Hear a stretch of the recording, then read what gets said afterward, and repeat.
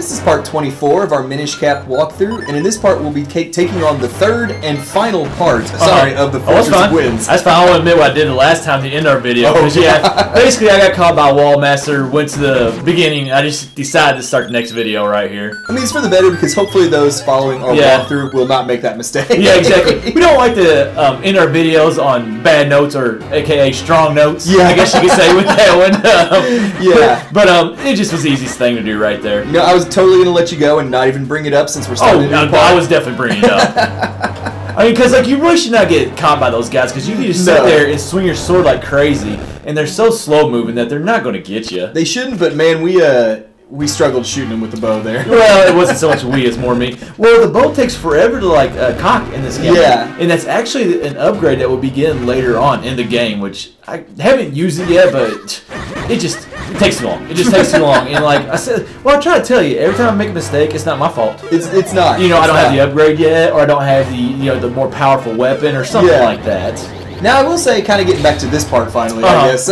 I like how like this first multiplication or duplication puzzle, whatever you want to call it, is a little more complex than some of the ones we've dealt with. And man, it's so easy to cancel multipliers. That was like one thing that really frustrated me with this game. Is like, I mean, if you barely tapped a wall, like you just canceled it. But I do like this puzzle, and I remember the first time doing this one, I was like, what in the world? I don't want to know what I'm supposed to do. Well, I think my problem was I pushed that block into the place there in the top left corner, and then I didn't realize I could still walk between that and the rock. Yeah, because it actually doesn't. Well, that's like kind of like you're right, because some of the houses that were in Hyrule Town, like you think you could walk behind those guys, and you can't walk behind them. Exactly. So I mean, it's a concept that doesn't work in the houses that actually works right there. Yeah, so that actually gave me some fits, because I'm like, how do you do that? I could see myself doing that too. I think I just put the blocks like in the wrong spot, and just it worked. I mean, it's a good little puzzle, and I actually well, we're not doing a puzzle here, but this puzzle right here is a Minish, is what I was trying to say. I love the puzzles, also as a Minish, and just kind of right there going back and how to get across this whole area. I mean, that was just cool.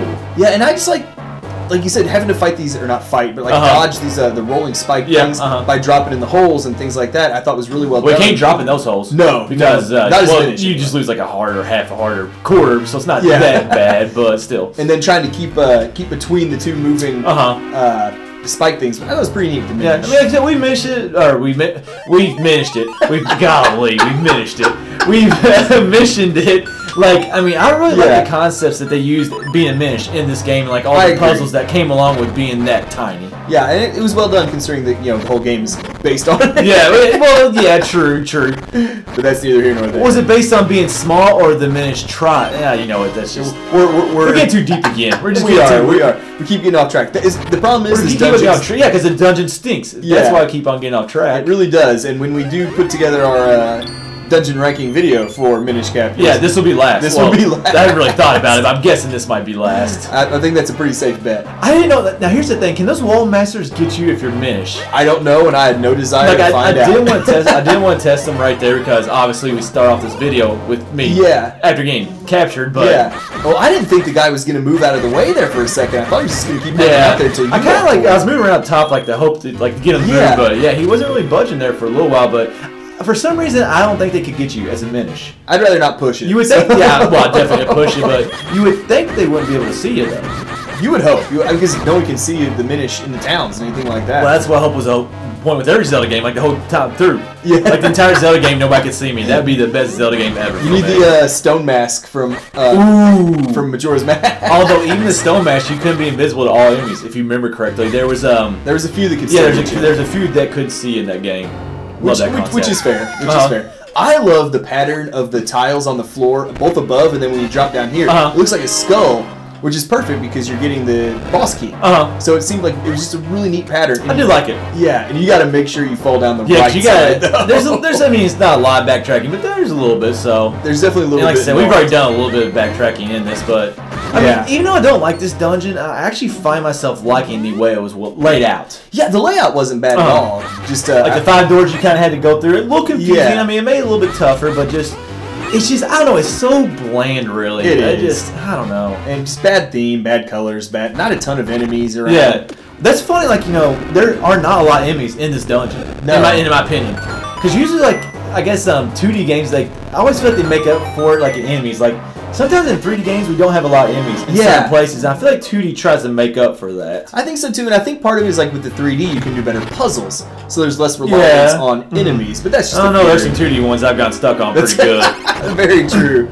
Now, we will say, though, for as much as we haven't enjoyed this dungeon, and I kind of jumped the gun a bit here because I thought we were about to... Well, we're about ready to get to the boss, so... Now we can... Yeah. You didn't jump it that far. Yeah, this is a really strong boss, in both of our opinions, considering how weak of a dungeon it was. I haven't sat down and thought about it, but I see him being up there as like one of my favorite bosses in this game, and just... Like, we talked about the dungeon being very bland. I mean, just like, right here, bam, a colorful boss. And, like, it really doesn't fit the dungeon, but it's just an awesome boss. And it actually reminds me a lot of Golden. Oh, my goodness, from the Wind Waker. It also kind of has the same look of, like, you know, Bongo Bongo. Oh, definitely, definitely. Like the big head and the two floating hands. So I like how they've reused that concept a few times. And they've made it a little different each time. It's definitely close. I wish you came down banging the floor like Bongo Bongo does. Well, he does pound his fist on the floor. That is true. That is true, I guess. He drops some beetles that we have to avoid. But he's not playing the drums. I want him playing drums. No drums. Nope. You know what? He's the worst boss in this game now. Now he's last, just like the dungeon. And the guy's name's Mazaal. Oh my god, it's the claw. It's the claw. It's like, who put that in there? Come on. I kind of like that little tidbit right there. It is neat. Like, this, the idea of going inside of him. We mentioned back in part 2 that we liked how they used the idea of going inside the Marble statues. Yeah, I don't like how you shoved me right there, though. No, he's coming to get you. Oh. I am shocked. Like, I'm shocked this guy's name's actually Mazaal. Like, I'm actually shocked that his name is not Golden. I know. He looks dead up like him. Now, I was trying to avoid those beetles, though, man. Yeah. Because I hate those things in this game. They're new. They slow you down. Yeah, they slow you down. Oh, I don't like anything that slows me down. No, that probably would be good in Zelda games for me if I had something that slowed me down. In some instances.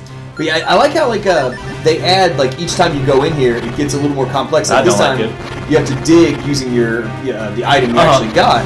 And of course, it's the last one that I'm looking at right here. Like that, it doesn't happen the third time, but right here, because I'm not sure if this is timed or not, but I thought it was. I think it is. And I was like, you gotta be kidding me! Like, I've dug all through this place, but see, I took up a lot of time right there. Yeah. So that's kind of making me think maybe it's not timed. For some reason, I had the same impression as you. It felt like it should have been. But I bet if you mess around in there too long, you would think so. You would think so. But thankfully, even after clawing our way or digging our way through the whole thing, we still have got your mind to claw now. I know, it's in my head. Got memories of Toy Story now. I know, it does crack me up how it just comes down out of nowhere. What is it? Now, I didn't have a clue that he even had that attack, the electric attack. Oh, I know. They used right there. I love the effect when he shocks you, though, when Link just turns into a skeleton for a second. Just, I mean, like when you get shocked in comedies. I've hit enough sparks, so I kind of know what that's all about.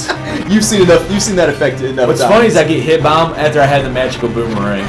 Yeah. Like, it gives me a fairy, and instead I get hit by it. The problem is you don't have it equipped, you know. I didn't do that much in this dungeon, but in other parts of the game, I kind of just forgot that magical boomerang killed that guy. Yeah. I will say, though, like we said at the beginning of that boss fight, for such a weak dungeon, that was a really, really fun boss. Like you said, it probably ended up being... Kind of capitalized on... You know what? I just realized, look at the tiles on the floor. The tiles on the floor kind of look like Mazaal, too. Yeah, like right there. I just never noticed that. Now, right here, I absolutely love this outside area. Just the peacefulness of it. The music sounds cool. Yes, it does. And we'll kind of get like a little backstory on the tribe of the winds and how they lived here, and then they mastered the wind, and they eventually now we joined them. Yeah, eventually went to the sky. So, although I gotta say, how in the world they mastered the winds while living in basically what looks like a cave? Yeah, exactly. And like the wind runes, which had like it's like located by a swamp. I don't know many swamps that are windy. Yeah, I mean there probably is wind in a swamp, but they're not known as being windy though. So yeah, we don't get an elemental stone. They took it to they took it to well, which would be they took it with them. Yeah, with them. No, try not to do a spoiler there. Yeah, we're trying to spoil there. We almost did there. Good catch. But we do get something that's even better, I think. Which is we get the Ocarina of Wind. Yes, which lets us teleport all it's around. So huge in this game. I mean, it makes travel so much quicker, obviously, but there's like a lot of wind crust that we'll actually be able to fly to in this game. It makes it so much better. But now that we've completed the Fortress of Winds, this wraps up part 24 of Minish Cap.